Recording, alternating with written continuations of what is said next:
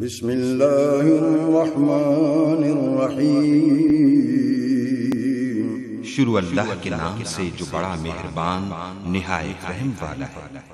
لقد أنزلنا إليكم كتابا فيه ذكركم أفلا تعقلون۔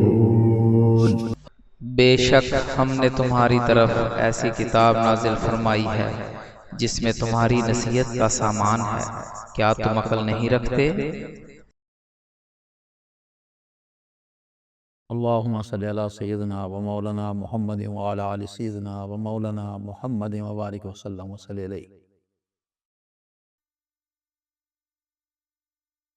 الحمد لله الذي هدانا لهذا وما كنا لنهتدي لولا أن هدانا الله، وأشهد أن لا إله إلا الله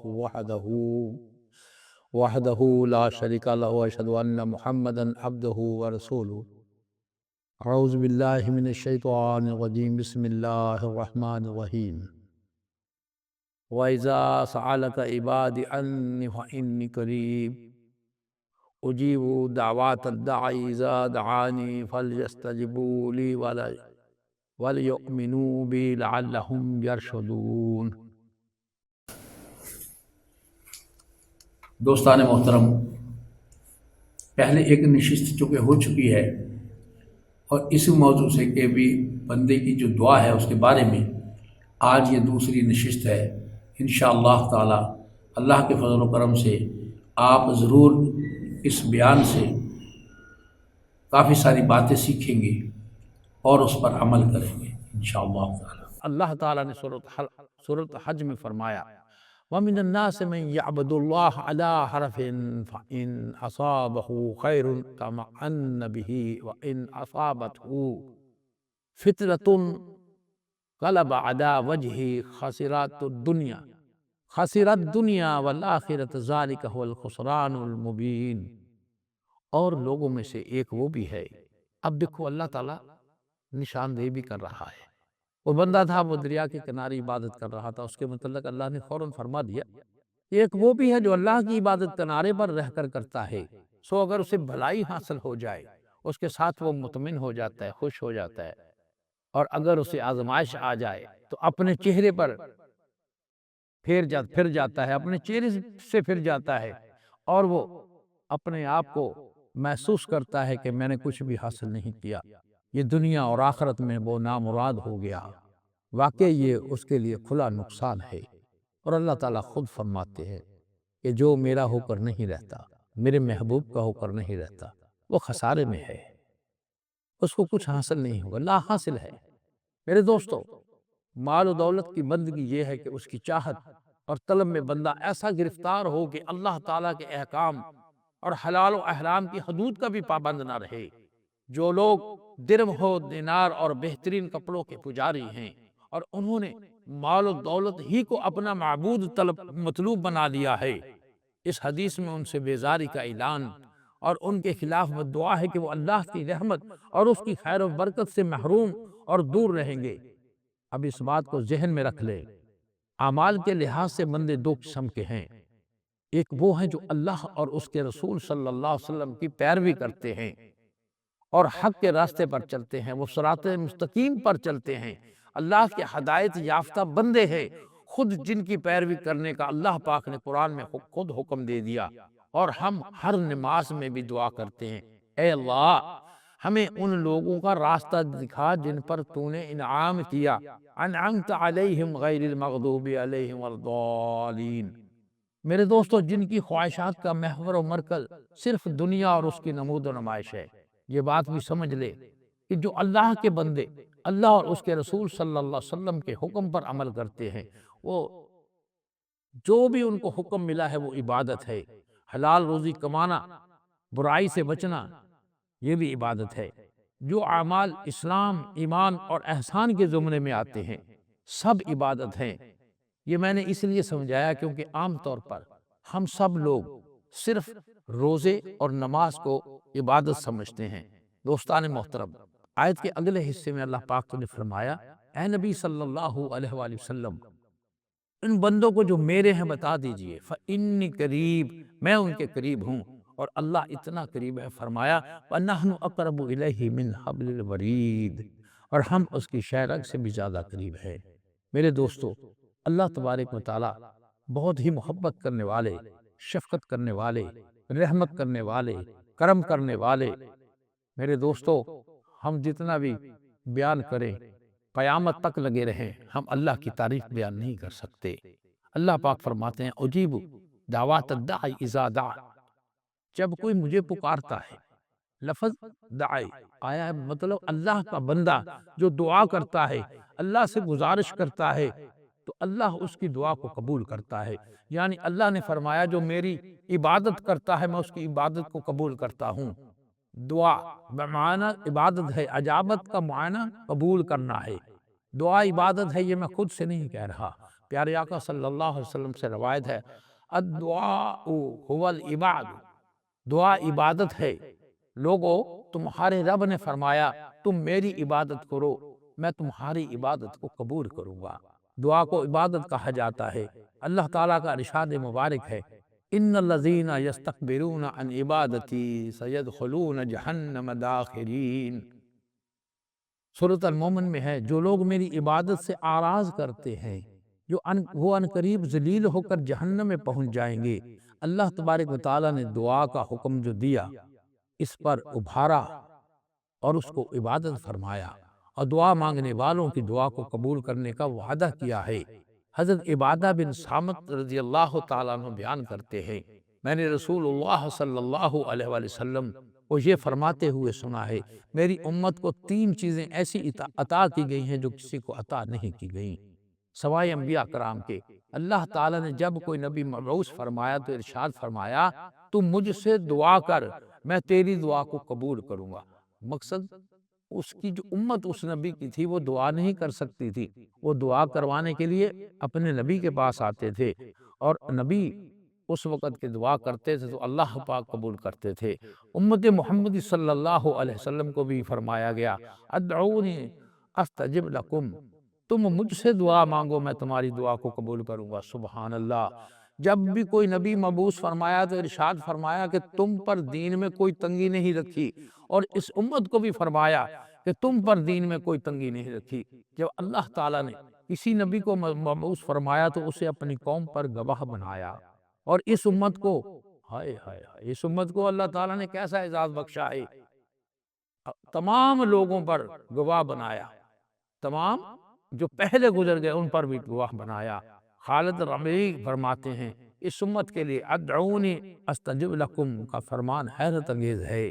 خود ہی اللہ نے دعا کا حکم فرمایا اور خود ہی قبولیت کا بھی وعدہ فرمایا، اور ان کے درمیان کوئی شرط نہیں رکھی۔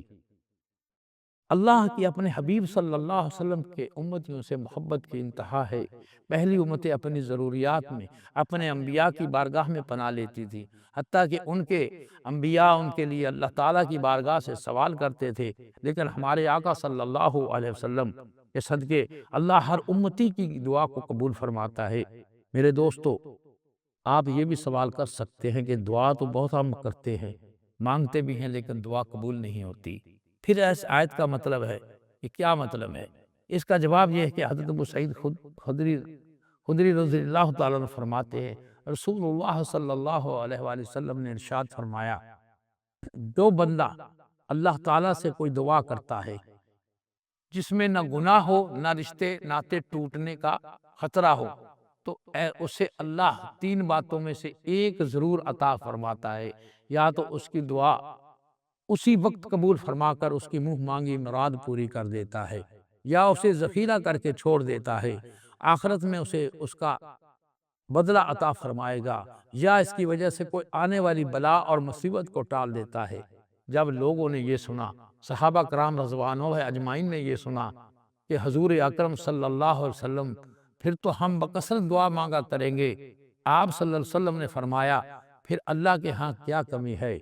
حضرت ابو ہریرہ رضی اللہ تعالیٰ عنہ نے نبی مکرم صلی اللہ علیہ وسلم سے روایت کی ہے کہ آپ صلی اللہ علیہ وسلم نے فرمایا جب تک کوئی بندہ گناہ یا قطع رحمی کی دعا نہ کرے اور قبولیت کے معاملے میں جلد بازی نہ کرے، اس کی دعا قبول ہوتی رہتی ہے۔ عرض کی ایک صحابی نے اے اللہ کے رسول جلد بازی کرنا کیا ہے؟ آپ صلی اللہ علیہ وسلم نے فرمایا وہ کہے میں نے دعا کی اور مجھے نظر نہیں آتا کہ میرے حق میں وہ دعا قبول ہو جائے گی، پھر اس مرحلے میں مایوس ہو کر وہ تھک جائے اور دعا کرنا چھوڑ دے، اس کو کہتے ہیں جلد بازی کرنا۔ میرے دوستو، دعا کے بہت سے آداب اور شرائط ہیں، اور وہ شرائط قبولیت کے اسباب ہیں۔ جو شخص ان سب اسباب آداب کو پوری طرح حاصل کر لیتا ہے اس کی دعا اللہ قبول فرماتا ہے۔ جو اس میں کمی کرتا ہے تو وہ دعا کے اندر حد سے تجاوز کرنے والوں میں شمار ہوتا ہے، اس لیے قبولیت کا مستحق نہیں ہوتا۔ ابو ہریرہ رضی اللہ تعالیٰ عنہ سے مروی ہے کہ رسول اللہ صلی اللہ علیہ وسلم نے ایک شخص کا ذکر کیا جو سفر میں ہے اور اپنے ہاتھ آسمان کی طرف دعا کے لیے اٹھاتا ہے، اور پراگندہ بال اور حال اس کا اچھا نہیں، لیکن حالت یہ ہے کہ کھانا بھی اس کا حرام ہے، پینا بھی اس کا حرام ہے، پہننا بھی خبیث ہے، اور اب تک غذا بھی حرام ہے، پھر آپ بتائیں بلا اس کی دعا کہاں قبول ہوگی؟ اس حدیث کو مسلم نے روایت کیا ہے۔ سوالیہ انداز میں فرمایا کہ جو اس صفت پر ہو اس کی دعا کا قبول ہونا بہت بعید ہے، کیونکہ دعا کی قبولیت کے لیے دعا کرنے والے میں یہ شرط ہے کہ وہ جاننے والا ہو کہ اس کی حاجت پر صرف اللہ تعالیٰ ہی قادر ہے، سارے ذرائع اس کے قبضہ میں ہیں، اس کی تسخیر کے ساتھ مسخر ہیں، پھر وہ سچی نیت اور حضور قلب کے ساتھ دعا مانگے، کیونکہ اللہ تعالیٰ غافل دل کی دعا کو قبول نہیں کرتا، اور وہ حرام کھانے سے اجتناب کرنے والا ہو، دعا سے اکتانے والا نہ ہو۔ دعا کے ارکان حضور قلب، رفت، عجز اور خشوع ہے۔ میرے دوستو، میں نے لفظ بیان کیا دل غافل، جو اللہ تبارک و تعالیٰ کی یاد سے بندہ خالی ہو وہ غافل دل ہے، ایسے بندے کی دعا کہاں قبول ہوتی ہے؟ ترمذی اور ابو داؤد نے سلیمان رضی اللہ تعالیٰ عنہ سے روایت کی کہ رسول اللہ صلی اللہ علیہ وآلہ وسلم نے ارشاد فرمایا، اے لوگو، تمہارا پروردگار بہت حیا والا ہے، کرم والا ہے۔ جب بندہ اس کے سامنے ہاتھ اٹھاتا ہے تو اس کو شرم آتی ہے، اس کے ہاتھوں کو خالی نہیں لوٹاتا۔ اب رہی یہ بات کہ اکثر دعا قبول کیوں نہیں ہوتی یا قبولیت میں کیوں دیر ہوتی ہے، تو میرے دوستو، میں نے پہلے بھی وجہ بیان کر دی۔ اللہ تعالیٰ کو شرم تو ضرور آتی ہے، لیکن بندہ بھی بندہ ہو پھر شرم آتی ہے۔ اگر وہ بندہ ہی نہیں، اگر اس کا دل غافل ہے تو میرے دوستو بہت مشکل ہے کہ اس کی دعا کو قبول کیا جائے۔ سنتا اللہ سب کی ہے، باقی اللہ ہی اصل حکمت جاننے والا ہے۔ اللہ تعالیٰ کا فرمان ہے، ادعونی استجب لکم، مجھ سے دعا کرو میں تمہاری دعا کو قبول کروں گا۔ اور پھر فرمایا، اجیب دعوات الداعی اذا دعان، میں دعا کرنے والے کی دعا قبول کرتا ہوں۔ یہ دونوں آیتیں ہر دعا مانگنے والے کی دعا کو مطلق قبول کرنے کا تقاضا نہیں کرتا، ہر مطلوب کو عطا کرنے کا تقاضا نہیں کرتا، کیونکہ اللہ تعالیٰ نے دوسری آیت میں فرمایا، ادعوا ربکم تضرعا خفیہ انہ لا یحب المعتدین، دعا کرو اپنے رب سے گڑ گڑاتے ہوئے اور آہستہ آہستہ، بے شک اللہ دوست نہیں رکھتا حد سے بڑھ جانے والوں کو۔ یہ دعا کرنے کے آداب سکھائے جا رہے ہیں، اللہ خود آداب سکھا رہا ہے۔ ہر وہ شخص جو جانتے ہوئے کہ یہ گناہ کبیرہ ہے یا جہالت کی وجہ سے گناہ کبیرہ کرنے والا ہے، اللہ تعالیٰ نے خبر دی کہ وہ حد سے تجاوز کرنے والوں کو پسند نہیں کرتا، بس اس کی دعا کو کیسے قبول کرے گا؟ مثال کے طور پر ایک بندہ کہتا ہے میں چوری کرنے جا رہا ہوں یا اللہ میری حفاظت کرنا، تو پھر اللہ تعالیٰ اس کی دعا تو قبول نہیں کرے گا۔ میرے دوستو، اس طرح کی دعائیں قبول نہیں ہوتی۔ اللہ اکبر۔ بعض علماء نے فرمایا کہ اس کا مطلب ہے کہ اگر میں چاہوں گا تو قبول کروں گا، جیسے ارشاد فرمایا، وَيَكْشِفُ مَا تَدْعُونَ إِلَيْهِ إِن شَاءَ، وہ جس دکھ کے لیے اسے پکارتے ہو وہ اگر چاہتا ہے تو اس کو دور کر دیتا ہے۔ یہاں قبولیت دعا کے لیے اپنے چاہنے کی قید لگائی۔ اللہ تعالیٰ نے اپنے بیان میں فرمایا کہ فی الجملہ دعا کرنے والوں کی دعا کو قبول تو میں فرماتا ہوں، وہ اپنے بندے کے قریب ہے، اس کی دعا کو سنتا ہے، اس کے اضطرار کو جانتا ہے، اس کی کیفیت کو جانتا ہے، اس کے دل میں چھپی ہوئی چاہت کو جانتا ہے۔ وہ چاہتا ہے تو قبول فرماتا ہے، اور جسے چاہتا ہے، وَمَنْ أَضَلُّ مِمَّنْ يَدْعُو مِن دُونِ اللَّهِ مَنْ لَا يَسْتَجِيبُ لَهُ إِلَى يَوْمِ الْقِيَامَةِ وَهُمْ عَنْ دعائہم غافلون، اور اس سے بڑھ کر گمراہ کون ہے جو اللہ کی بجائے ان بتوں کی عبادت کرے جو قیامت تک اس کی نہ سنیں گے اور وہ ان کی پوجا سے بے خبر ہیں۔ اللہ تعالیٰ نے حضرت داؤد علیہ السلام کی طرف وہی فرمائی کہ تم میرے بندوں میں سے ظالموں کو کہو۔ وہ کون ظالم؟ جو بت پرستی کرتے تھے۔ مجھ سے مت مانگو کیونکہ میں نے اپنے اوپر واجب کر رکھا ہے کہ میں اس کی دعا کو قبول کروں گا جو مجھ سے دعا مانگے گا، اور میں جب ظالموں کی دعا قبول کروں گا تو میں ان پر لعنت بھیجوں گا۔ میرے دوستو، یہ حضرت داؤد علیہ السلام کو وحی کی گئی تھی۔ حضرت ابراہیم بن ادھم سے پوچھا گیا کہ وجہ کیا ہے کہ ہم دعا مانگتے ہیں، ہماری دعا قبول کیوں نہیں کی جاتی؟ تو فرمایا اس کی وجہ یہ ہے کہ تم نے اللہ تعالیٰ کو پہچانا۔ اب ذرا غور سے سن لیں یہ باتیں۔ تم نے اللہ کو پہچانا لیکن تم نے اس کی اطاعت نہیں کی۔ تم نے رسول صلی اللہ علیہ وسلم کو پہچانا، اس کی سنت کی اتباع نہیں کی۔ تم نے قرآن کو پہچانا اور اس کے مطابق عمل نہ کیا۔ تم نے اللہ کی نعمتوں کو کھایا اور ان کا شکر ادا نہ کیا۔ تم نے جنت کو پہچانا، اس کی طلب نہیں کی۔ تم نے آگ کو پہچانا اور اس سے بھاگے نہیں۔ تم نے شیطان کو پہچانا اور اس سے تم نے جنگ نہیں کی، بلکہ تم نے اس سے موافقت کی ہے۔ تم نے موت کو پہچانا اور تم نے اس کے لیے تیاری نہیں کی۔ تم نے مردوں کو دفن کیا اور تم نے عبرت حاصل نہیں کی۔ تم نے اپنے عیوب کو ترک کیا اور لوگوں کے عیوب کے ساتھ مشغول ہو گئے۔ میرے دوستو، ایک لفظ میں نے اس میں کہا کہ مردوں کو دفن کیا۔ کیا فرمایا حضرت ابراہیم نے کہ تم نے مردوں کو دفن کیا اور تم نے عبرت حاصل نہیں کی۔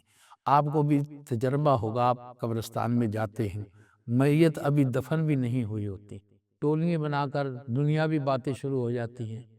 کوئی نہیں سوچتا کہ یار ہم نے بھی ایک دن اسی مرحلے سے گزرنا ہے۔ دوسرا، اکثر آپ نے دیکھا ہوگا کہ جب آپ کسی کے گھر جائیں کہ میں فاتحہ خوانی کے لیے آیا ہوں، وہ لوگ سگریٹ پی رہے ہوتے ہیں، وہ سگریٹ رکھ کے اسی طرح کے اللہم صلی اللہ، ظالم لوگو تمہیں شرم نہیں آتی، منہ میں تمہارے سگریٹ ہے اور جناب تم درود پاک پڑھ رہے ہو، پھر پورا کچھ بھی نہیں پڑھتے، بس ایک سیکنڈ کے بعد لا الہ الا اللہ محمد صلی اللہ علیہ وسلم۔ جیسا تم نے لوگوں کسی کے لیے پڑھنا ہے تمہارے لیے بھی ایسا ہی کوئی پڑھے گا۔ میرے دوستو، آپ لوگ ذرا توجہ سے میری بات سنیے۔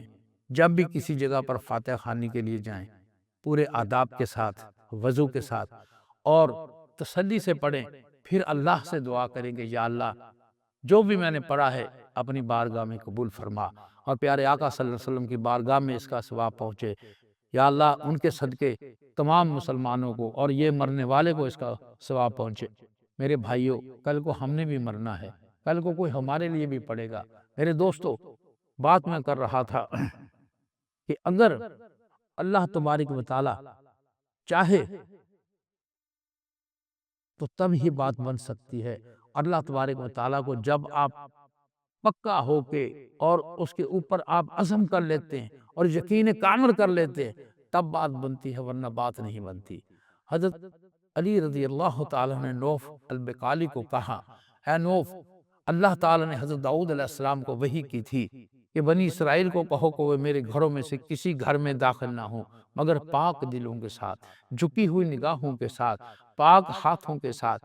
میں ان میں سے کسی کی دعا قبول نہیں کروں گا جب تک میری مخلوق میں سے کسی کے لیے وہ ظلم موجود ہوگا۔ اللہ تعالیٰ نے کیسی شرط لگائی ہے۔ تو دوستو، دعا کرنے والا یہ نہ کہے کہ اگر چاہے تو مجھے تو عطا کر دے، اگر مگر والا بات نہیں ہے۔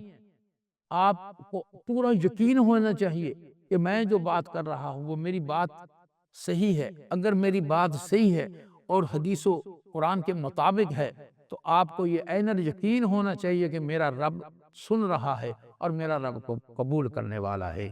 آپ اس فقیر کی طرح جس کو یہ بالکل عزم ہوتا ہے کہ یہ آدمی مجھے پیسے ضرور دے گا، مجھے بھیک ضرور دے گا، اسی طرح آپ بھی سوال اللہ سے کریں تو پھر انشاءاللہ تعالی اللہ پاک آپ کو ضرور آپ کی دعاؤں کو قبول کرے گا۔ میرے دوستان محترم، جب تک تم کوئی دعا مانگنے سے پہلے اپنے اندر عزم پیدا نہیں کرتے اور اللہ سے یہ نہیں کہتے کہ اے اللہ تعالیٰ میں تیرا مجبور بندہ ہوں، میں تیرا عاجز ہوں، میں گناہگار ہوں، اے اللہ میری مغفرت فرما، اے اللہ میری یہ دعا کو قبول فرما۔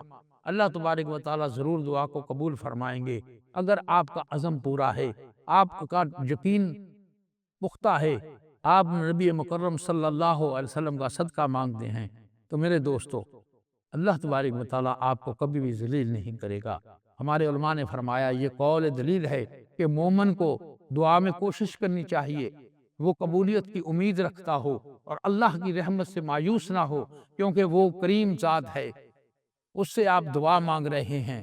میرے دوستو اللہ تبارک و تعالیٰ نے خود کہا ہے کہ تم میرے سے دعا مانگو، میں تمہاری دعا کو قبول کروں گا، کیونکہ اللہ تعالیٰ نے مخلوق میں سے بدترین ابلیس کی دعا کو بھی قبول فرمایا۔ اس نے عرض کی تھی قالا انظرنی الی یوم یبعثون، مہلت دے دے مجھے اس دن تک جب لوگ قبروں سے اٹھائے جائیں گے۔ میرے دوستو دعا کے متعلق میں تھوڑی سی بات کرنا چاہتا ہوں۔ حضرت موسیٰ علیہ السلام بڑی مشہور بات ہے، اللہ کے پاس جاتے تھے تو ان کی والدہ محترمہ دعا کرتی تھی کہ یا اللہ میرا بچہ ہے، یا اللہ اس سے کوئی غلطی کوتاہی ہو جائے تو معاف فرما دینا۔ جس دن وہ پردہ کر گئی، اللہ پاک کے پاس موسیٰ علیہ السلام گئے تو اللہ تعالیٰ نے فرمایا اے موسیٰ آج سنبھل کر بات کرنا۔ فرمایا یا اللہ میں روز ہی آتا ہوں۔ نے کہا نہیں، آج دعا کرنے والی نہیں رہی، اس لیے غلطی کی گنجائش نہیں۔ میرے دوستو دعا اتنی بڑی چیز ہے، بڑی اہمیت کی حامل ہے۔ اسی طرح میں نے بزرگوں سے سنا ہے کہ ایک شخص کے پاس اللہ تبارک و تعالیٰ نے موسیٰ علیہ السلام کو بھیجا۔ موسیٰ علیہ السلام نے کہا کہ میں سفر کرنا چاہتا ہوں۔ اللہ پاک نے کہا کوئی سواری کا بندوبست کر دیں؟ انہوں نے کہا جی بالکل کر دیں۔ اللہ پاک نے فرمایا فلاں جگہ پہ ایک بندہ ہے، وہاں چلے جائیں۔ حالانکہ اللہ تو خود بھی کر سکتا تھا، لیکن اللہ نے مخلوق کو دکھانا تھا، ہم جیسے لوگوں کو۔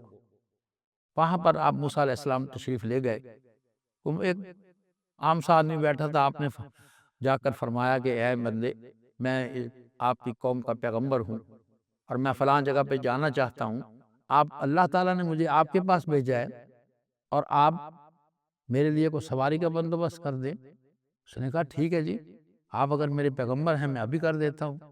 اس نے ایسی کہا اے بھائی بادل ادھر آنا۔ بادل کا ٹکڑا آ گیا۔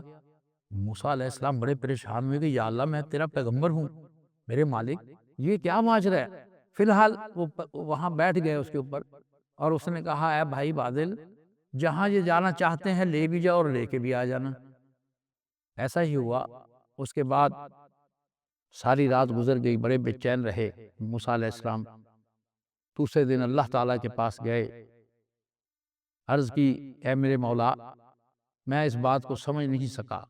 اللہ نے کہا اس بندے کے پاس کچھ نہیں ہے، نہ وہ کوئی ایسا کام کرتا ہے نیکی کا، صرف اس کی ماں دعا کرتی ہے کہ اے اللہ مجھے تو نے جنت بنایا ہے، میں دعا کرتی ہوں کہ میرے بچے پر رحم و کرم فرمانا، جو میرا بچہ جائز بات کہہ دے وہ مان جانا۔ تو اللہ تعالیٰ کہتے ہیں کہ میں یار اس کی دعا کو رد نہیں کرتا۔ دعا اتنی اہمیت کی حامل ہے۔ میرے دوستو اپنی ماؤں سے دعا لیا کرو، دعا میں سب کچھ ہے۔ میرے آقا صلی اللہ علیہ وسلم کے صدقے اللہ تبارک و تعالیٰ ہمیں سچا اور پکا نمازی بنائے اور حبیب صلی اللہ علیہ وسلم کے راستے پر چلنے والا بنا دے، ایسا بنا دے جس کے بارے میں علامہ اقبال صاحب فرماتے ہیں خودی کو کر بلند اتنا کہ ہر تقدیر سے پہلے خدا بندے سے خود پوچھے بتا تیری رضا کیا ہے۔ میرے دوستو اس شعر کو سمجھنے والے سمجھ گئے ہوں گے، جو نہ سمجھ ہیں وہ نہیں سمجھ سکتے۔ وما علینا الا البلاغ المبین۔